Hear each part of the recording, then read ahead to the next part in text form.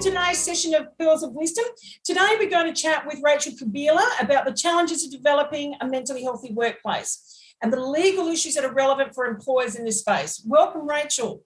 Thank you, Danielle. Nice to be here. Rachel, just give everyone a little bit of background about yourself. And so you're a senior practising lawyer with over 24 years experience in work health and safety and compensation law. We know you specialise in work health and safety law, and you've previously been in the role of Director of Corporate Legal Services for Worksafe Victoria and Senior Legal Manager at EML. So obviously Rachel brings a wealth of experience regarding employers' rights and responsibilities with respect to mental health in the workplace. So she's well credentialed to talk to us today. So thank you for joining us today, Rachel, on the Pearls of Wisdom. And we're very much looking forward to your Pearls of Wisdom on this topic, as I'm sure a lot of people are. Rach, as we know, mental health is a significant issue for us all, particularly in these COVID times and pandemic. It's become even more so and really highlighted the mental health issues, and workplaces have certainly got a lot of things to juggle at the moment. Some of the statistics show that 3/4 of people actually say mental health is important consideration when they're applying for a job. And a half believe that, employers should be doing more in this space. And we know there's an increasing push legally for employers to take on responsibility for managing that in the workplace, like they do the other physical safety of people. And look, we also know through PwC that the return on investment is roughly like $2.30 for every dollar that employers invest in mental health workplace programs. So I'd love to hear your take on where employers really sit in all this with respect to their legal requirements and what their barriers and attitudes are. So I guess we'll hand over to you. And really the first main question to ask is, what do you see as the main legal issue for employers that don't invest in creating a mentally healthy workplace? Thanks, Sarah. Look, it is an important topic, and it has become more so over the years. So mental health injuries and mental health injury claims have become more prevalent over the years. So I see, in a nutshell, the three main issues for employers are injuries. And when I say injuries, a mental health condition, however described, is an injury and considered as such legally. So injuries, claims for compensation with respect to those injuries, and also common law damages claims, which I'll touch on briefly what that means, and also OC health and safety exposure for employers. And that side tends to get forgotten, and certainly my main focus in my practice is workers' comp claims, and particularly in Victoria. So I will quote sort of Victorian statistics. Yep. But the OC health and safety side is important, and we have certainly moved in the last few years away from considering those physical injuries where we're all used to, make sure that computer's plugged in properly, that no one's going to, trip over the cord, or, the machine has a guard. And mental health is now becoming one of the main contributors to injuries in the workplace. So Worksafe Victoria, they have a OC health and safety arm. We have OC health and safety legislation in Victoria, which is different from the national legislation, but very similar. So employers have an obligation to maintain workplaces and eliminate or reduce health and safety risks, and mental health injuries is one of those risks. Yeah. So do you think, employers understand their legal exposures in this area? I think that we're talking about mental health injuries much more than we used to many years ago. And we're even advertising, the OC health and safety regulator, again, Victoria is advertising, people copying abuse, for example, frontline workers, nurses, shop assistants. It's running a series of ads at the moment. They're, again, probably more obvious examples where it's foreseeable if someone is on the front line and they're being abused from members of the public, that they might have a mental health injury. But the exposure legally is much broader than that. So the exposure is to any worker who has an injury arising out of in the course of their employment. It doesn't have to be a fault-based injury. The employer doesn't have to have done anything wrong. And it can also arise from someone's perception of an incident or something happening in the workplace that other people might say, look, I wasn't bothered by those comments, or what happened there? Why is this person suffering? Why haven't they come back to work? So it is much broader than just the obvious that we're used to thinking about. So do you think that bit there that you just mentioned, it's about perception, is a thing that employers understand well? Because yes, you can have one incident happen in the workplace and one person's fine and the other person is, considers that to be harassment or inappropriate or whatever. And so do you think employers really grapple with that? Absolutely. And of course, no one, with a broken leg, we can all see the cast or we can all see the drill or we've seen the incident. And that's very difficult for employers to comprehend. Particularly examples are, you might be speaking to a group of people, jokes, things like that always come out in employment relations contexts, fee dismissals, things like that. Similar with workplace claims is that, what might be fine to 20 people in the room and funny or amusing might be upsetting for one person in the room and they might have mental health consequences.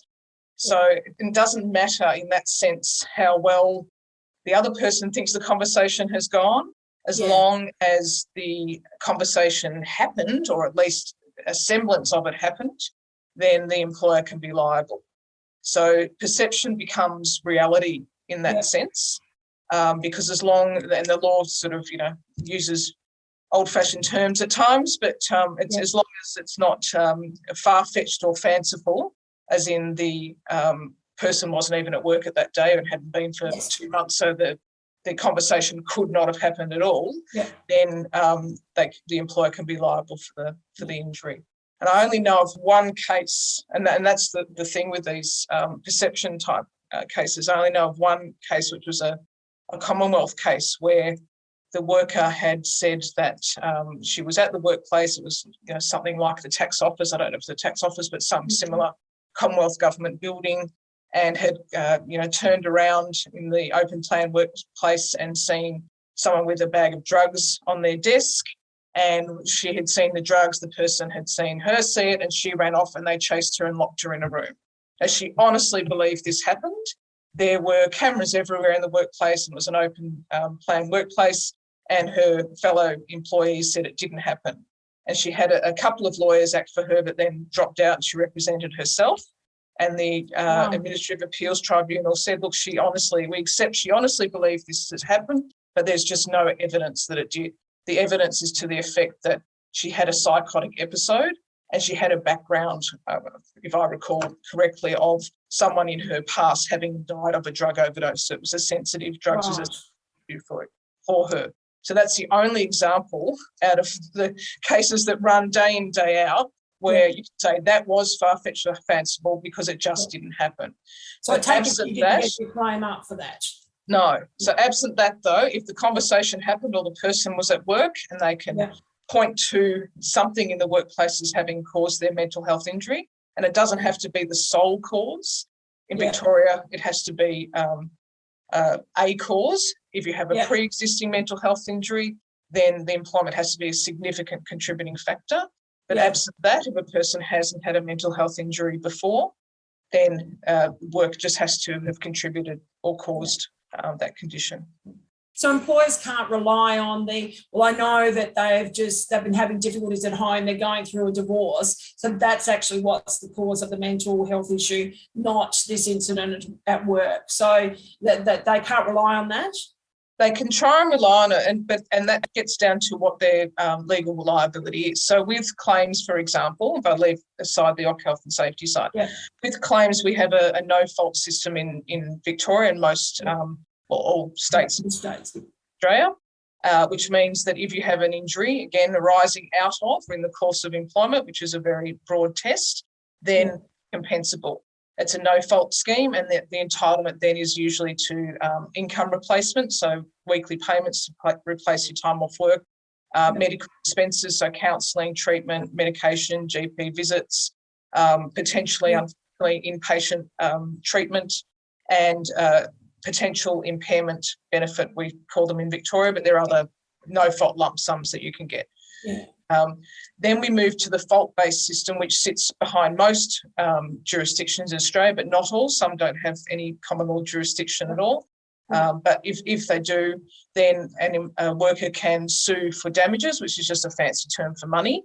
Yes. They can sue for pain and suffering for the impacts the injury has had on their life. They can't do things they used to. They can't leave the house, or they can't, play with their kids, visit people suffering. They take medication, those sorts of aspects. And then there's the economic loss aspect, which is based on, if I hadn't have had this injury, I would have kept working in similar employment or to retirement age. So obviously the younger a worker is when they have an injury, then the higher that loss claim is. So in those cases, the worker does have to establish, well, A, they're a worker for any of the compensation or common law, but B, they have an injury, and C, that there's been an omission or an action on behalf of the employer, which is negligent, or that the injury has been intentionally caused. Right. And that can mean from employers being what we call vicariously liable for actions of their employees. So someone, for example, harassing, victimising, bullying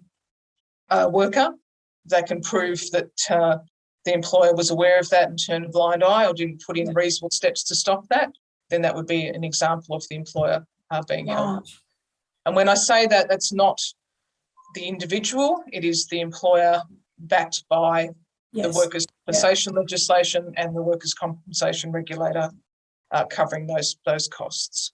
So, Rachel, what are the common injuries that you're seeing, or the common claims that people are lodging when mental health in the workplace hasn't been managed well? Obviously you talked about bullying and harassment. They lodge a claim for bullying and harassment, or do they lodge a claim for a different condition? They often lodge for bullying harassment. Yeah. If they're lawyered up, they will usually just make it more broader, and they'll put issues in the workplace, because they actually, for the no fault part of the compensation, they don't have to prove bullying and harassment. And bullying harassment, again, it's quite subjective. So what one person would say is they're feeling harassed or bullied, might to another person be usual dialogue, performance management, and the like, and all quite reasonable. They don't actually have to prove that. But most of the times when these claims do come in, there is some sort of interpersonal conflict in the workplace, usually between a worker and their supervisor or direct manager rather than colleagues, but sometimes as against colleagues. So we'll often find that claims will start off alleging bullying harassment. Then as they go through the process and they obtain a lawyer, it might change tack. And they often will start with a particular incident, and also in Victoria and other jurisdictions, injuries that happen out of reasonable management action or disciplinary type actions, counselling, performance reviews, promotions, or not getting a promotion, not getting a transfer, being terminated, are often exempt from compensation. So that is one of the exceptions to the arising out of the course of employment rule. There's all rules behind that it has to be reasonable, taken in a reasonable manner. So we often have claims where the person has been under performance management, for example, and they will, race off to the doctors because they've had a particularly bad experience in having a discussion. They'll put the claim in and refer to that meeting, and then the claim will be rejected because reasonable management action grounds have been established. They'll often go and see a lawyer, and will then change to no, and what we call the straw that broke the camel's back argument, where they say, no, that was just, I was being performance managed because I wasn't coping already because of this incident, that incident, and the incident before it from 2 years ago. And there'll often be a whole... So that's interesting. Chain. So that they can change even what they've originally applied for, so that can be expanded. And see, I'm sure a lot of employers wouldn't realise that. They'd probably think, well, that's what they put on their claim form, that's what they'd be applying for.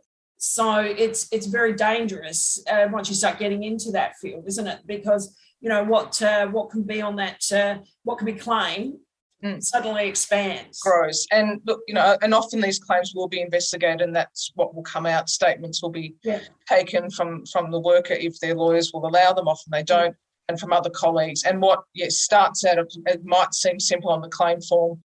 Someone rude in the meeting, and ends up being a litany of issues that have gone on for many, many months, if not years sometimes. What about claims, Rachel, and I'm not sure if you're seeing more of these come through, but things like burnout. I mean, obviously, particularly in the healthcare system at the moment, we know there's a lot of overworked doctors and nurses, et cetera, et cetera.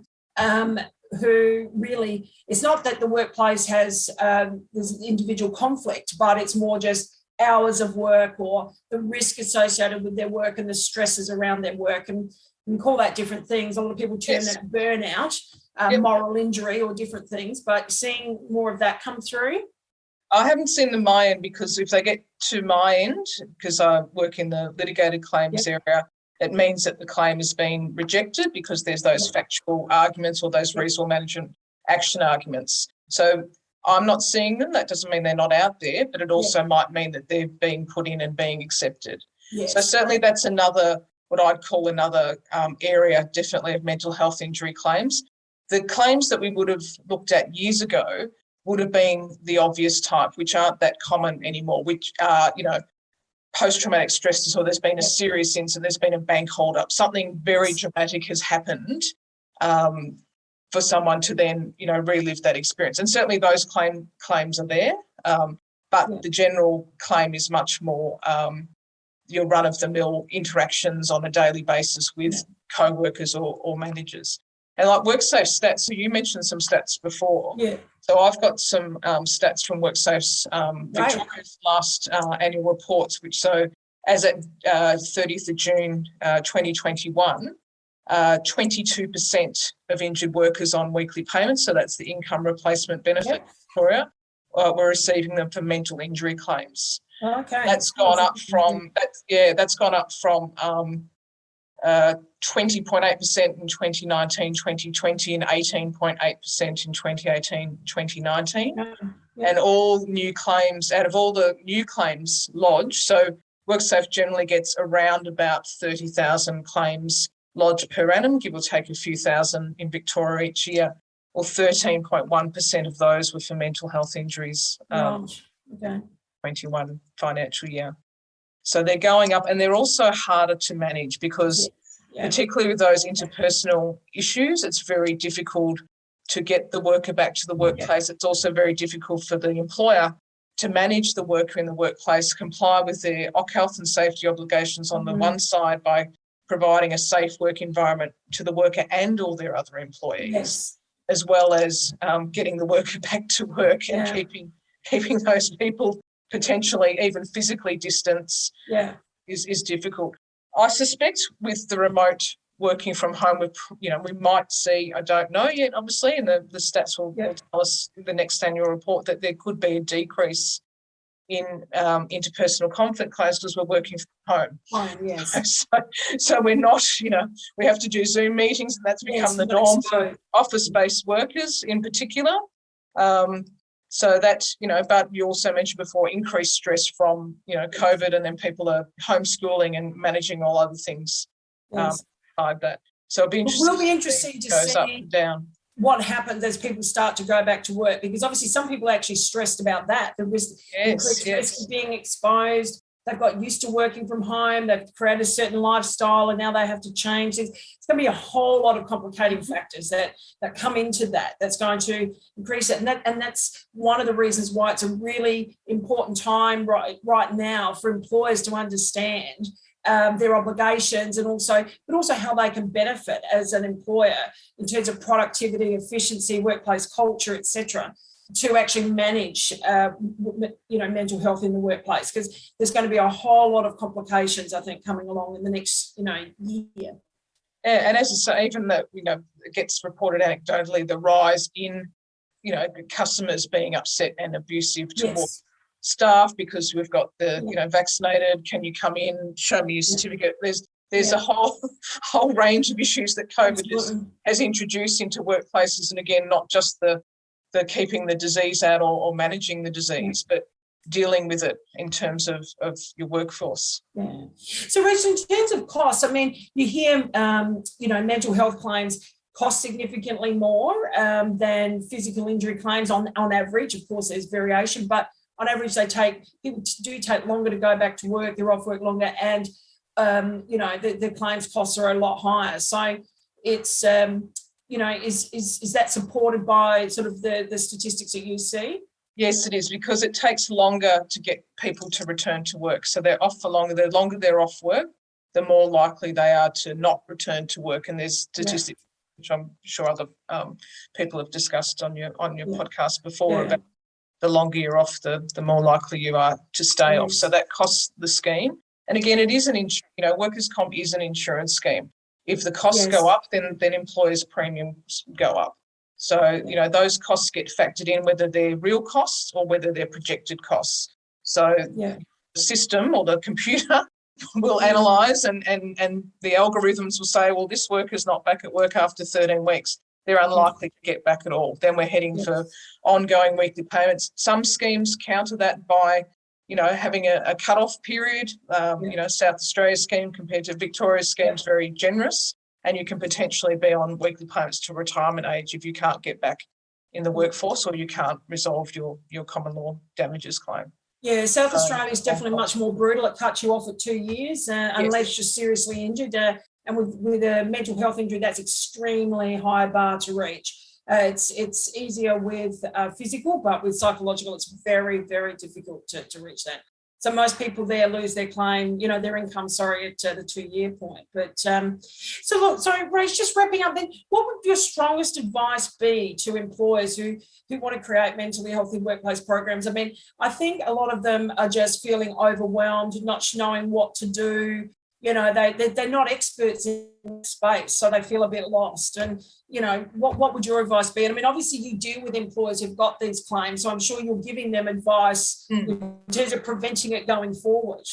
And that's the thing that you touched on there. It's not, so when you have a mental health injury claim, the person that has to deal with that claim in the workforce, the supervisor, the work coordinator, and has to deal with the injury, that flow-on effect comes through. The person that the injured worker might have complained about, you have to investigate that complaint. So it is like a ripple effect that spreads out, and then you've got absenteeism, then you've got replacement costs and the like. So you can only do so much. Again, we can't get inside people's heads, and we might not necessarily know that someone is suffering, and certainly with the common law claims, the courts recognise that. So if an employer is entitled to expect that someone is mentally healthy and turning up for work each day.